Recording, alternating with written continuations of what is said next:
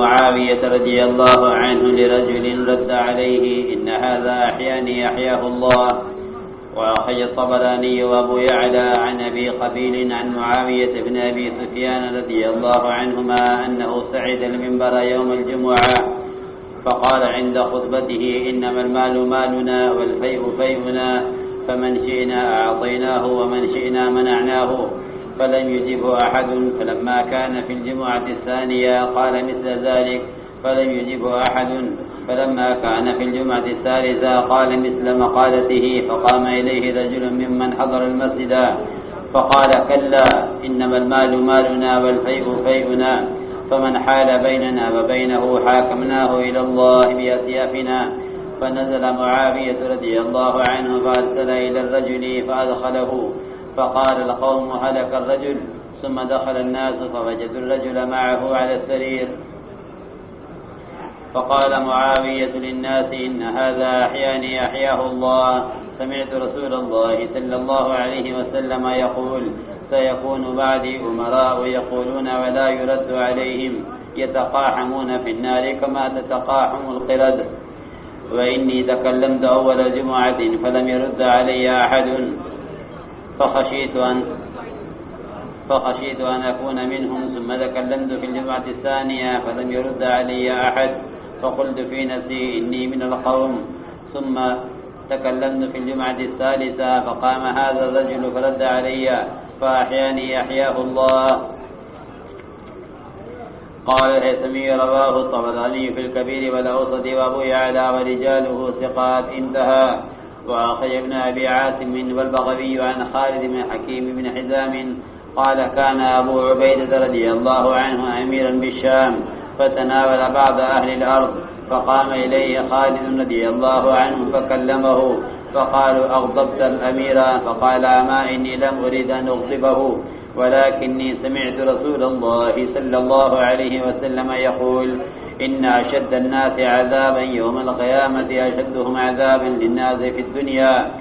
وأخرجه أيضا أحمد والبخاري في تاريخه والطبراني وأخرجه البابرزي وزاد فيه وهو يعذب الناس في الجزية كذا في الإصابة. قال الهيثمي رواه أحمد والطبراني وقال فقيل له أغضبت الأمير وزاد اذهب فخلي سبيلهم ورجاله رجال الصحيح. خلا خالد بن حكيم وهو ثقة انتهى. وأخرج الحاكم عن الحسن رحمه الله قال بعث زياد الحكم بن عمرو الغفاري على خراسان فأصابوا غنائم كثيرا فكتب إليه زياد أما بعد فإن أمير المؤمنين كتب أن يصطفى له البيضاء والصفراء ولا تقسم بين المسلمين ذهبا ولا فضة. فكتب إليه الحكم أما بعد فإنك كتبت تذكر كتاب أمير المؤمنين وإني وجدت كتاب الله قبل كتاب أمير المؤمنين وإني أقسم بالله لو كانت السماوات والأرض رزقا على عبد فاتقى الله لجعل له من بينهم مخرجا والسلام. وأمر الحكم مناديا فنادى أن اغدوا على فيكم فقسمه بينهم. وإن معاوية رضي الله عنه لما فعل الحكم في قسمة الفي ما فعل وجه إليه من قيده وحبسه فمات في قيوده ودفن فيها وقال إني مخاصم عند الله. وأخرجه ابن عبد البر في الاستيعاب فذكر نحوه إلا أنه قال في حديثه فقسمه بينهم. وقال الحكم اللهم إن كان لي عندك خيرا فاقبضني إليك فماذا بخراسان بمروة. قال في الإصابة والصحيح أنه لما ورد عليه كتاب زياد بالعتاب دعا على نفسه فمات انتهى. وأخرج الحاكم عن إبراهيم بن عطاء عن أبيه أن زيادا وابن زياد بعث عمران بن حسين رضي الله عنهما ساعيا فجاء ولم يرجع معه درهما فقال له أين المال؟ قال وللمال أرسلتني أخذناها كما كنا نأخذها على عهد رسول الله صلى الله عليه وسلم ووضعناها في الموضع الذي كنا نضعها على عهد رسول الله صلى الله عليه وسلم. قال الحاكم هذا حديث صحيح الإسناد. وقال الذهبي صحيح.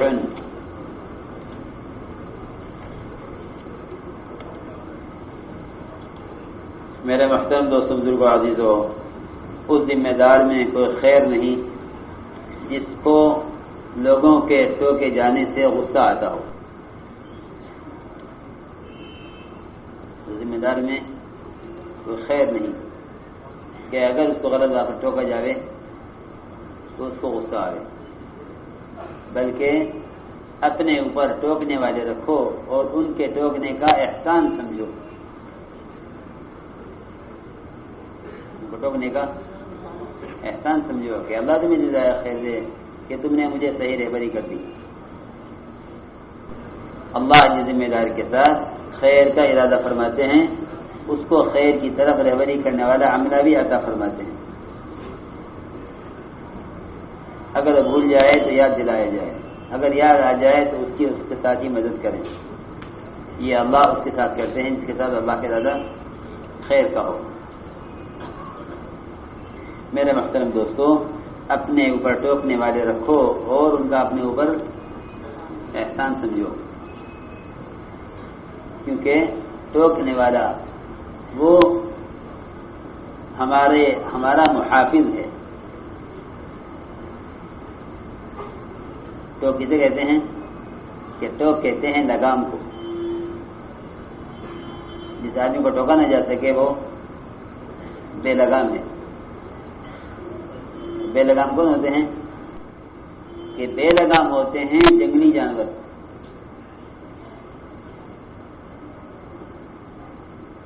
جنگلی جانور کیسے ہوتے ہیں؟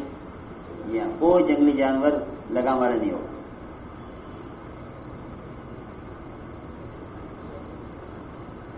اور اسی طرح بہائم بھی بے لگام ہوتے ہیں.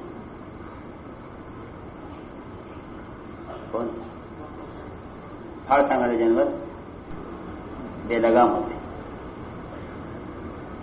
جتنے دنیا کے حاکم اور بادشاہ ہیں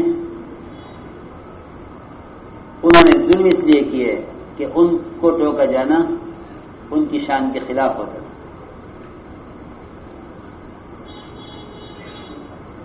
خلافت نبوت والی اس کی سب سے بڑی صفت یہ تھی کہ وہ اپنے اوپر ٹوکنے والے رکھتے تھے، اور اگر ٹوکنے والے ان کو نظر نہ آئیں تو وہ غلط بات خود غلط جانتے ہوئے، غلط کام خود اس کو غلط جانتے ہوئے بتکلف کیا کرتے تھے تاکہ وہ یہ دیکھیں کہ ہمیں ٹوکنے والے ہیں یا نہیں، ہمیں ٹوکنے والے ہیں یا نہیں. اگر کوئی ان کو نہ ٹوکے تو وہ بار بار اس غلطی کو کرتے رہتے ہیں یہاں تک کہ انہیں ٹوکا جائے. وہ اپنے اندر خیر تلاش کرتے ہیں اپنے اوپر ٹوکنے والے پیدا کر کے. عمر رضی اللہ تعالیٰ جس امت کے ملہم ہیں خود فرماتے ہیں کہ اگر میں ٹیڑھا چلا تو تم کیا کرو گے؟ تو 3 مرتبہ انہوں نے فرمایا. 3 مرتبہ کوئی نہ بولا. ایک مرتبہ کھڑے ہو کر ایک نے کہا کہ عمر ہم تمہیں ایسا سیدھا کر دیں گے جس طرح تیر کو سیدھا کیا جاتا ہے، تیر کو سیدھا کیا جاتا ہے اس طرح سیدھا کر دیں گے. تیر ذرا بھی ٹیڑھا نہیں ہو سکتا. اگر تیر ٹیڑھا ہوگا تو نشانے پر نہیں پہنچے گا. کہ ہم آپ کو ایسے سیدھا کر دیں گے جیسا تیر سیدھا کیا جاتا ہے. تو جب تک خلافت رہی نبوت کے مزاج پر اس وقت تک خلافت میں یہ بات رہی کہ اپنے اوپر ٹوکنے والے رکھے. پھر پوچھتے تھے لوگوں سے.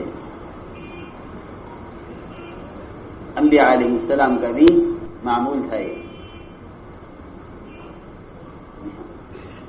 کیونکہ غیر نبی سے تو واقعی خطا کا پورا اندیشہ ہے.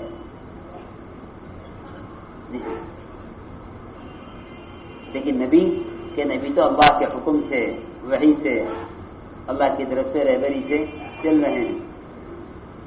نبی بھی یہ کہتے تھے کہ میری غلطی پر مجھے ٹوکا جائے.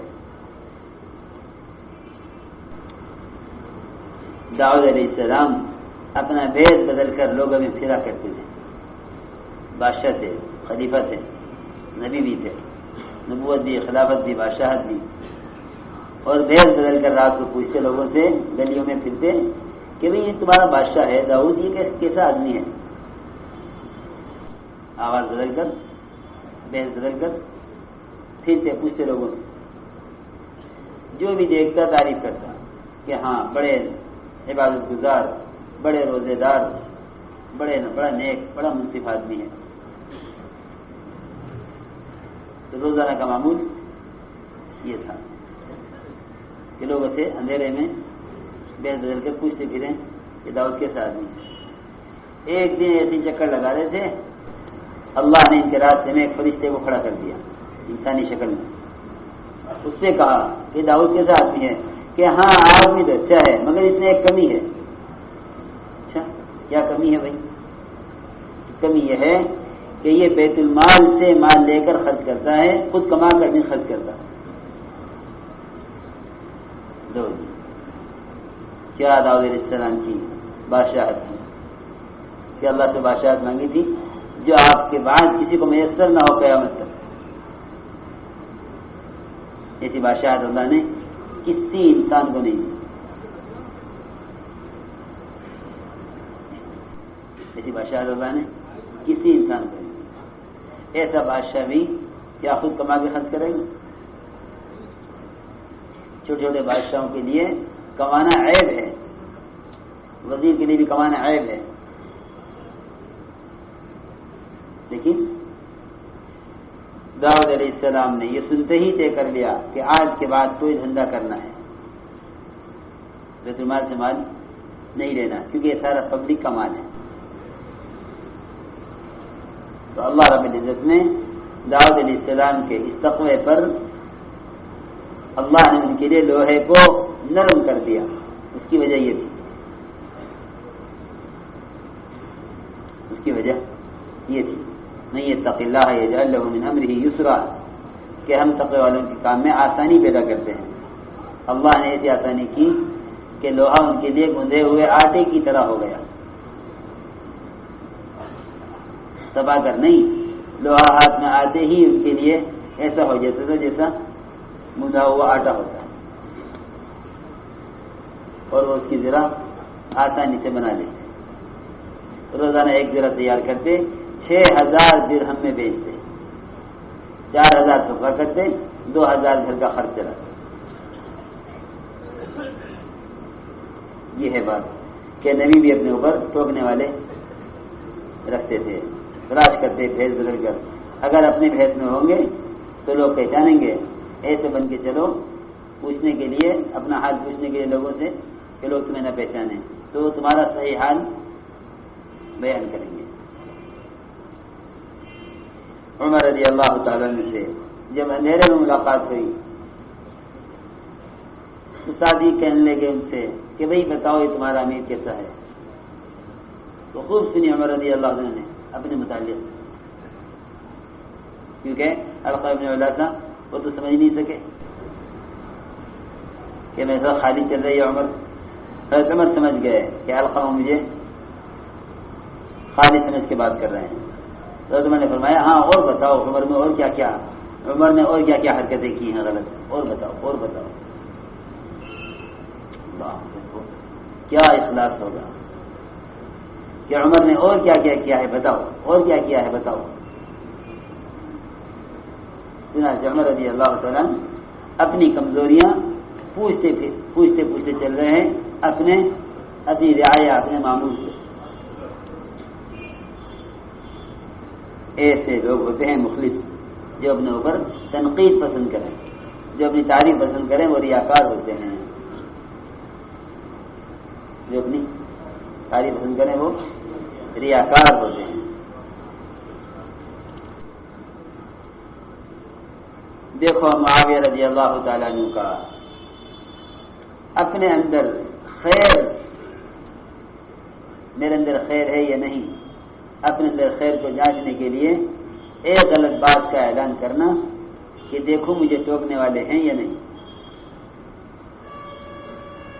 فرماتے ہیں معاویہ ابن ابی سفیان رضی اللہ تعالیٰ عنہ منبر پر چڑھے جمعہ کے دن، اور خطبے کے وقت انہوں نے یہ فرمایا کہ سارا مال غنیمت ہمارا ہے، جس کو چاہیں گے دیں گے، جس کو چاہیں گے نہیں دیں گے۔ سارے خطبے میں پورے مجمع میں اعلان کر دیا، لیکن کسی نے کوئی جواب، امیر کا حکم ہے کہ ہم کیا کریں، بات تو غلط ہے، لیکن کون جواب دے کہ کوئی کسی نے جواب نہ دیا۔ معاویہ رضی اللہ پریشان ہو گئے کہ میں نے اتنی غلط بات کہی، میری بات کا انکار کسی نے نہیں کیا۔ اگلے جمعہ میں پھر یہ صحیح کیا، پھر کسی نے جواب نہیں دیا۔ تیسرے جمعہ پھر اسی طرح کا۔ تیسرے جمعہ میں ایک آدمی مسجد والوں میں سے کھڑا ہوا، اس نے کہا ہرگز نہیں، آپ غلط کہتے ہیں، مال آپ کا مال نہیں ہے، مال ہمارا مال ہے، مال غنیمت ہمارا ہے۔ جو آدمی ہمارے اور ہمارے مال کے درمیان رکاوٹ بنے گا، ہم اس کا فیصلہ اللہ کی طرف لے جائیں گے اور اپنی تلواروں سے فیصلہ کریں گے۔ کیسے؟ تلواروں سے۔ یہ معاویہ غلط کہتے ہیں، مال ہمارا مال ہے، کہ جو ہمارے مال کے درمیان رکاوٹ بنے گا، حائل ہوگا، ہم اس کا فیصلہ لے جائیں گے اللہ کی طرف۔ اور کہاں سے یہ جھگڑا کریں گے؟ اللہ کے حکم کے، اللہ کے قرآن کے حکم کے مطابق فیصلہ ہوگا۔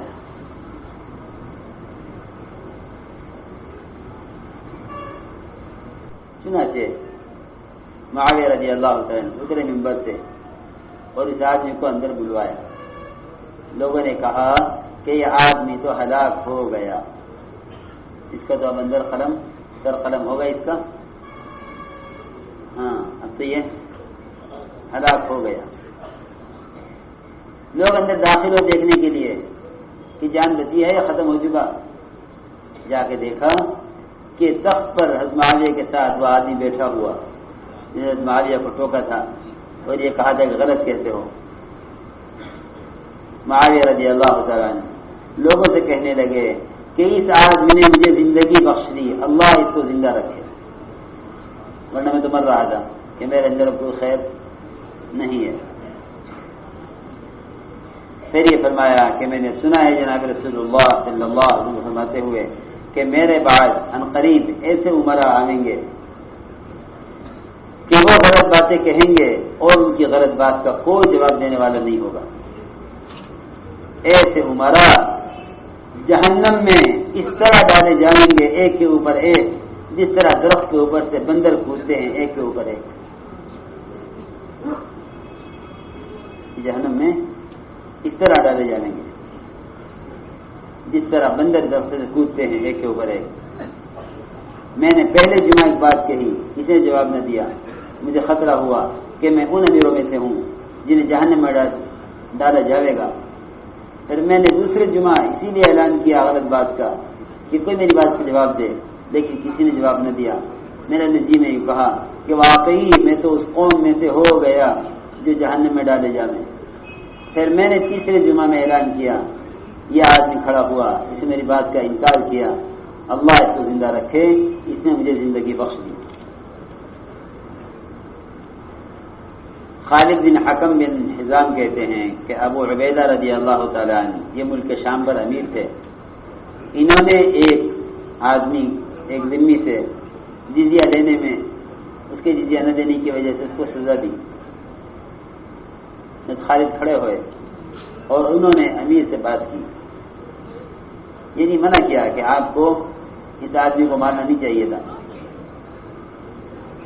ایک ذمہ کو سزا دی۔ اس لیے خالد نے اعتراض کیا امیر کے عمل پر، تو لوگوں نے کہا کہ خالد تم نے امیر کو ناراض کر دیا۔ میں کہ نہیں، میرا ارادہ امیر کو ناراض کرنے کا نہیں ہے، میں نے سنا ہے جناب رسول اللہ صلی اللہ علیہ وسلم فرماتے ہوئے کہ قیامت کے دن سب سے زیادہ عذاب میں وہ لوگ ہوں گے جو دنیا میں لوگوں کو ستایا کرتے تھے، جو امیر بن کر ذمہ دار بن کر اپنے ساتھیوں کو ستائے گا، اپنے حکم یعنی بعض مرتبہ امیر اپنا حکم چلانے کے لیے ساتھیوں کو ستاتا ہے، اپنی اطاعت کرانے کے لیے ساتھیوں کو خوب سمجھ لو، ذمہ دار جو فیصلہ کرے وہ دیکھ لے کہ آیا میرے فیصلے میں میری نفس کی خواہش کو کتنا دخل ہے، اگر کسی فیصلے میں اس کی نفس کی خواہش کو دخل ہے تو وہ عذاب دیا جائے گا۔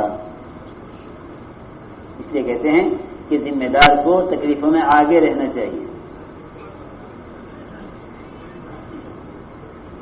ذمہ دار کو تکلیفوں میں آگے رہنا چاہیے، تاکہ اگر وہ اپنے معمولین کو کسی مشکل کام کا حکم کرے تو اس مشکل کام میں خود پہلے سے آگے بڑھا ہوا ہو،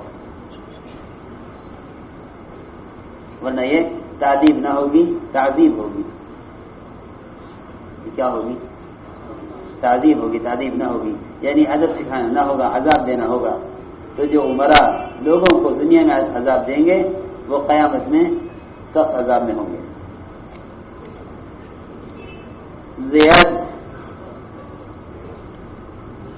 زیاد نے حکم بن عامر غفاری کو بھیجا خراسان مال غنیمت حاصل کرنے کے لیے، چنانچہ وہاں بہت مال غنیمت ملا، بہت مال غنیمت، سونا چاندی اس میں بہت تھا۔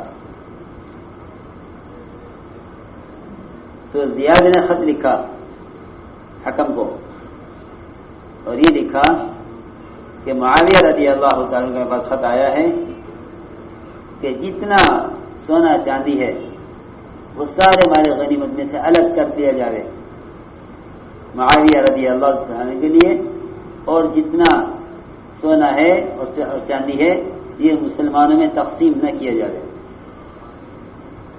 سونا چاندی سارا اس کو جاوے حضرت معاویہ رضی اللہ عنہ۔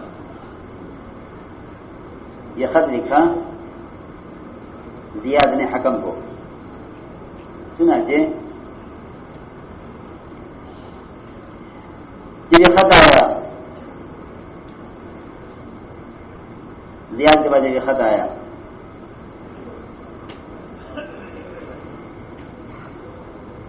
جب حکم کے بعد یہ خط آیا تو حکم نے زیاد کو جواب دیا کہ آپ نے مجھے خط لکھا، اس میں لکھا ہے کہ سارا سونا چاندی حضرت معاویہ کو دے دیا جائے۔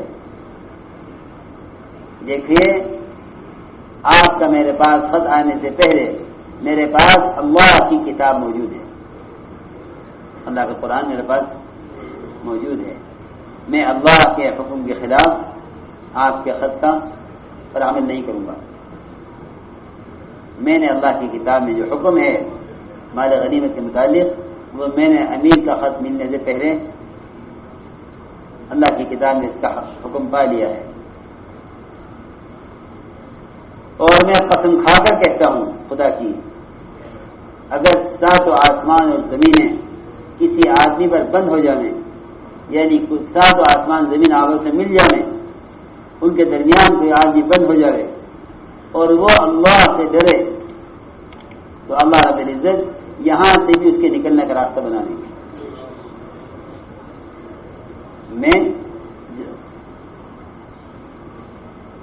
میں جو بات سونا تقسیم نہیں کر رہا ہوں، میں تقوی پر ہوں، اللہ میرے نکلنے کا راستہ بنا لے گا۔ چنانچہ یہ خط لکھا اور حکم دیا حکم نے اپنے اعلان کرنے والے کو کہ جاؤ سارے مسلمانوں میں اعلان کر دو کہ سب آ جاؤ مال غنیمت لینے کے لیے، سونا چاندی سارا تقسیم کر دیا۔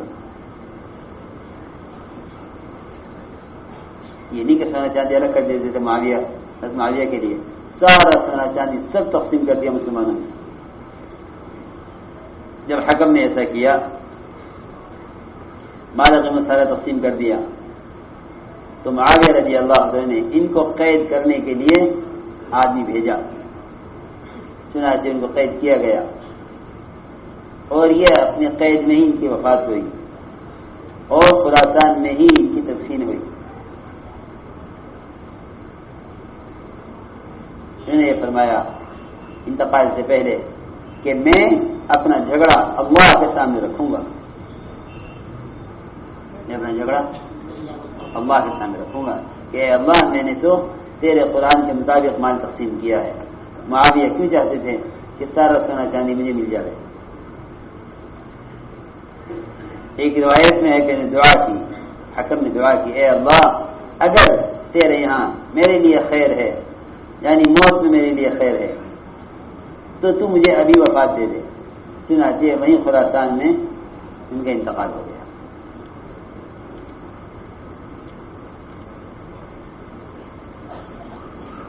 عطا اپنے والد سے نقل کرتے ہیں کہ زیاد یا ابن زیاد انہوں نے عمران بن حسین کو زکوٰۃ کا مال وصول کرنے کے لیے بھیجا۔ یہ زکوٰۃ کا مال انہوں نے لیا اور سارا لے کر وہیں تقسیم کیا، مالداروں سے لیا، غریبوں کو دیا، اور واپس آئے تو ایک درہم بھی ساتھ نہیں لا،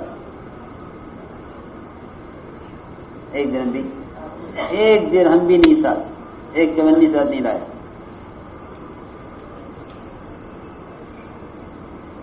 تو زیاد نے کہا کہ کہاں ہے وہ مال جو تمہیں لینے کے لیے بھیجا تھا؟ کہ آپ نے مجھے مال لانے کے لیے بھیجا تھا، آپ نے تو مجھے مالداروں سے لے کر غریبوں کو دینے کے لیے بھیجا تھا، مالداروں سے لیا، غریبوں کو دیا۔ جس طرح اللہ کے نبی کے زمانے میں کیا کرتے تھے کہ گئے مالداروں سے مال لیا اور غریبوں میں دیا اور آگے پورا کر کے جہاں جہاں خرچ کرنا تھا کیا غریبوں پر۔ میں نے وہاں سے مال دیا جہاں سے اللہ کے نبی کے زمانے میں لیتے تھے، وہاں خرچ کیا جہاں اللہ کے نبی کے زمانے میں خرچ کرتے تھے۔ آپ کو اس میں کوئی حصہ تھا نہیں۔ عمیر بن سعد بھی 1 سال گورنری کر کے آئے تھے حمص میں، جب واپس آئے تو میں نے پوچھا مال کہاں ہے؟ کہ مال کیسا مال؟ میں بھائی میں نے تمہیں مال لینے کے لیے تو مال کہاں ہے؟ کہ عمر کیسا مال؟ نہ مال تمہارا تھا نہ میرا تھا، مالداروں سے لیا، غریبوں کو دیا۔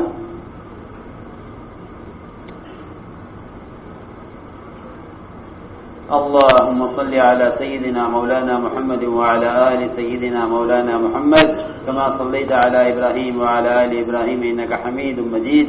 ربنا ظلمنا أنفسنا وإن لم تغفر لنا وترحمنا لنكونن من الخاسرين.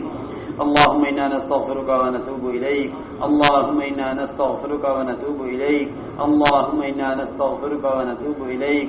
ربنا آتنا في الدنيا حسنة وفي الآخرة حسنة وقنا عذاب النار. سبحان ربك رب العزة عما يصفون وسلام على المرسلين.